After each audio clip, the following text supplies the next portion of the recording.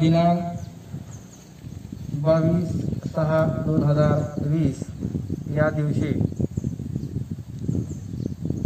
गणेश विद्यालय हिवरा बुद्रुक तालुका माजलगाव जिल्हा बीड या शाळेमध्ये शैक्षणिक वर्ष 2020 आणि 2021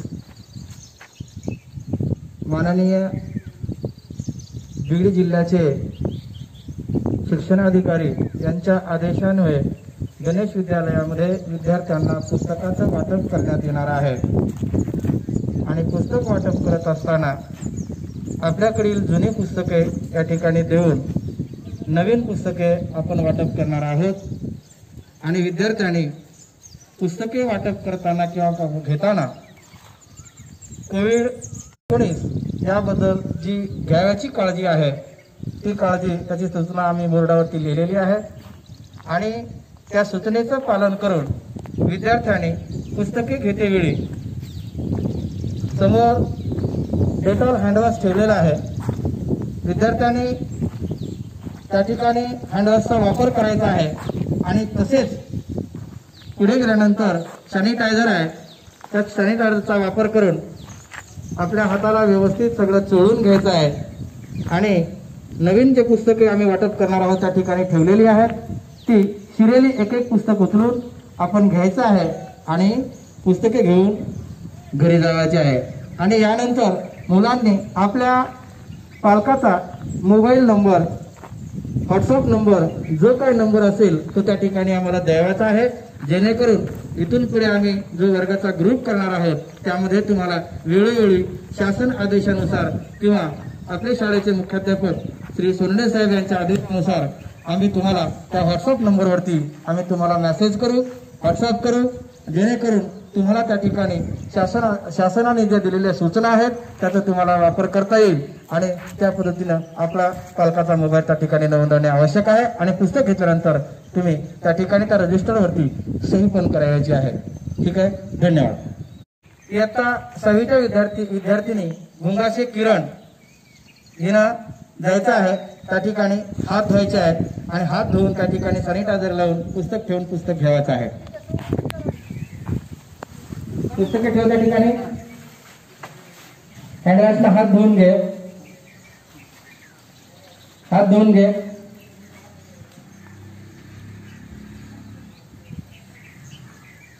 दाब वरतून दाब दोन्ही हाताला चोळ खालून वरून पूर्ण चोळायचं ते 19-21 सेकंद पर्यंत चोळायचं ते पाणी घे पाणी धुवून घे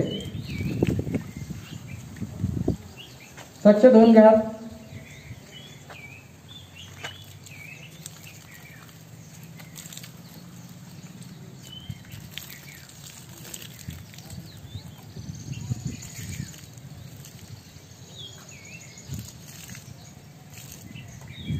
टॉवेलने हात पुसून घे तुझं हात पुसून घे मामाकडून सॅनिटायझरचा वापर कर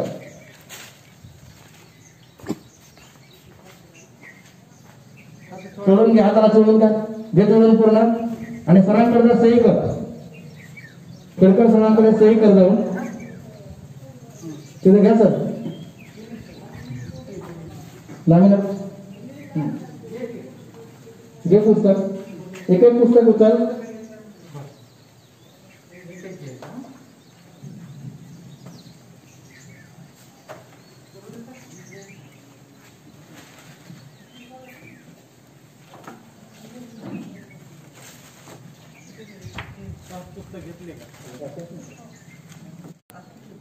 तर महत्वाची बातमी जुलै महिन्यात शाळा सुरू करण्याचा निर्णय शालेय शिक्षण विभागाने घेतलाय।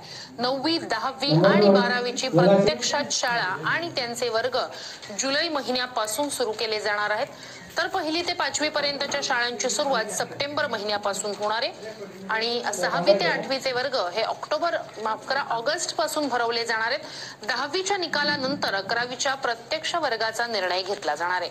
शालेय शिक्षण विभागाच्या या निर्णयात 1ली ते 2रीच्या विद्यार्थ्यांना ऑनलाईन शिक्षण पद्धतीचा वापर करू नये असं स्पष्टपणे नमूद करण्यात आलंय। तर शाळा नेमक्या कशा सुरू केल्या जाणार आहेत एक नजर टाकूयात ग्राफिक्सच्या माध्यमातून। जुलैमध्ये 9वी, 10वी आणि 12वीचे वर्ग सुरू कांबळे तर ऑगस्टमध्ये 6वी ते 8वी पर्यंतच्या शाळा सुरू होतील. सप्टेंबरमध्ये 1ली ते 5वीचे वर्ग भरायला सुरुवात होईल. तर 11वी बाबतचा निर्णय हा 10वीच्या निकालानंतर घेतला जाईल. तर ऑनलाईन शिक्षण कुणाला मिळणार याबाबत काय नेमके आता निर्णय झालेला आहे पाहूया. 1ली आणि 2रीच्या विद्यार्थ्यांना ऑनलाईन शिक्षण नसेल. तर डिजिटल शिक्षणाची मर्यादा 1 ते 2 तासांवर आणण्यात आली आहे. इयत्ता 3री ते 5वी साठी कमाल 1 तास प्रतिदिन असेल ऑनलाईन शिक्षणासाठी. तर 6वी ते 8वी साठी कमाल 2 तास प्रतिदिन ठरवण्यात आले. तर 9वी ते 12वी साठी कमाल 3 तासाचे प्रतिदिन ऑनलाईन शिक्षण असू शकेल. डिजिटल अध्ययनात आवश्यकतेनुसार मोकळा वेळ दिला जाईल.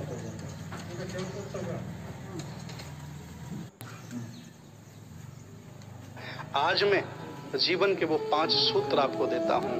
अगर आपने इसे सही से अमल किया, धारण किया, तो मैं विश्वास दिलाता हूँ आपका कल्याण होगा और आप बहुत आगे चले जाएंगे. क्या सूत्र है, ध्यान दें. पहला मेरा सूत्र है शिक्षा. शिक्षा वो शेरनी का दूध है. बोधिसत्व बाबा साहब डॉक्टर B.R. अम्बेडकर ने कहा है कि शिक्षा वो शेरनी का दूध है, जो पिएगा वो दहाड़ेगा और जो नहीं पिएगा वो जानवरों की तरह आवाज करेगा. इसलिए याद रखना, आप कुछ भी करें, कैसे भी अपने बच्चों को पढ़ाएं. अगर आप अपने बच्चों को अच्छी शिक्षा नहीं दे सकते हैं तो याद रखना, जिंदगी में कभी भी कोई बड़ा काम नहीं कर सकते. शिक्षा. दूसरा संदेश है हमारा संस्कार. चाहे जितनी अच्छी शिक्षा दिला देना, अगर बच्चों को अच्छे संस्कार आप नहीं देंगे तो ये बच्चे आपको बुढ़ापे में आपका सम्मान नहीं करेंगे. और मैं हजारों लाखों परिवारों को रोज देखता हूँ जिन्होंने अपने बच्चों को बहुत पढ़ाया, तरह तरह की डिग्रियां दिला दी, लेकिन आज वो बुढ़ापे में सम्मान नहीं मिलता. इसलिए मेरा अनुरोध है कि शिक्षा के साथ साथ आप अपने बच्चों को संस्कार भी दें. और तीसरा मेरा संदेश है संगति. चाहे जितनी अच्छी शिक्षा दिला देना, चाहे जितने अच्छे संस्कार दिला देना, कुछ नहीं होने वाला है जब तक अपने बच्चों की आप संगति पर ध्यान नहीं देंगे. और संगति ऐसी चीज है कि अगर बुरे लोगों की संगति हो जाए तो बुरा इंसान हो जाता है, और अच्छे लोगों की संगति हो जाए तो अच्छा इंसान हो जाता है. ये ध्यान रखना होगा आपको. आपकी शिक्षा, आपके संस्कार तभी आपके काम आएंगे जब आपके बच्चों की अच्छी संगति होगी. और बच्चे अच्छी संगति तब कर सकते हैं जब माँ बाप की अच्छी संगति हो. इसलिए ध्यान दें, 3 सूत्र हमने बताए: शिक्षा, संस्कार, संगति. चौथा है एकता. मैं देखता हूँ आजकल घरों की, परिवारों की, गाँव की, शहरों की, देश की एकताएं विखंडित हो रही हैं. लोग जाति के नाम पर.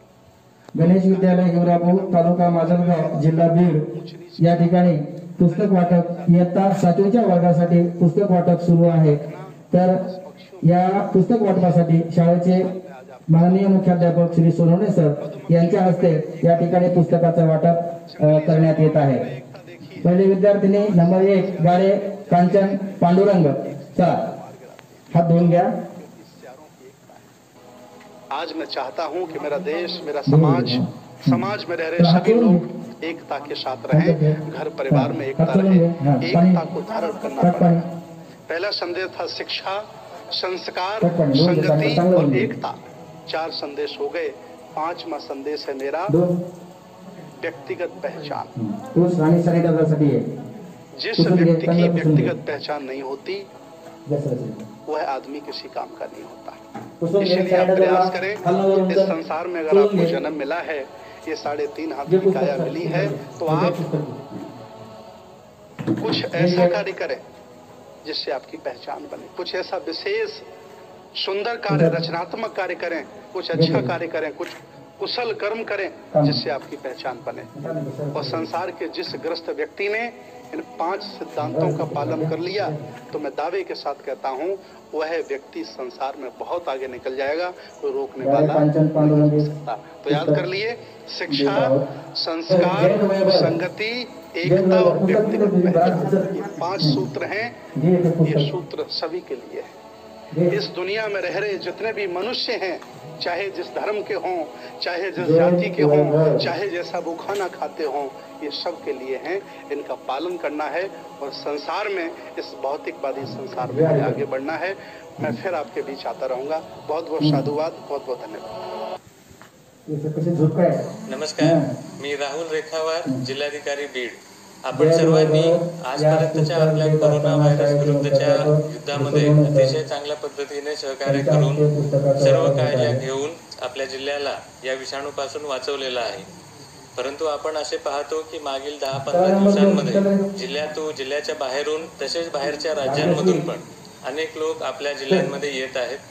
शासनानेच या विषयीची तरतूद करून ठेवलेली आहे की जे बाहेर अडकलेले लोक आहेत त्यांना आता आपापल्या जिल्ह्यामध्ये आपापल्या गावामध्ये जाऊ देण्याची परवानगी देण्यात आलेली आहे। त्यामुळे विहित प्रक्रिया पूर्ण करूनच ही सर्व व्यक्ती आपल्याकडे येत आहेत।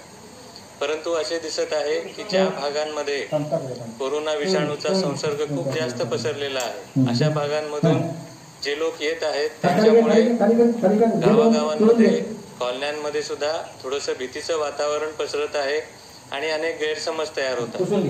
त्याविषयी मला आपल्या सगळ्यांना हे सांगायचंय की आपल्या घरातील किंवा आपल्या आजूबाजूच्या परिसरातील कोणीही व्यक्ती जर बाहेरून आलेला असेल, बाहेरच्या जिल्ह्यातून असेल किंवा बाहेरच्या राज्यातूनही असेल, तर तात्काळ त्याची माहिती आपले ग्रामसेवक किंवा अंगणवाडी सेविका किंवा आशा यांना कळवावी आणि शहरी भागामध्ये सर्व मुख्याधिकाऱ्यांनी वॉर्ड निहाय जे लोक नेमून दिलेले आहेत त्यांना आपण तात्काळ ही माहिती कळवावी, जेणेकरून त्यांच्यावर लक्ष ठेवता येईल आणि या सगळ्यांना होम क्वारंटाईनची प्रक्रिया पूर्ण करून घेता येईल। आपले जे नातेवाईक मुंबई, पुणे, औरंगाबाद किंवा अशी कोणतेही ठिकाण की ज्या ठिकाणी या विषाणूचा संसर्ग खूप झालेला आहे, येथून जर येत असतील तर माझी आपल्याला ही विनंती आहे की आपण त्या सर्वांना हे सांगावे की आपण सध्या वापस न येता आहे त्या ठिकाणीच थांबावे आणि खूपच अत्यावश्यक गरज असेल तरच आपण वापस यावे आणि वापस आल्यावर सुद्धा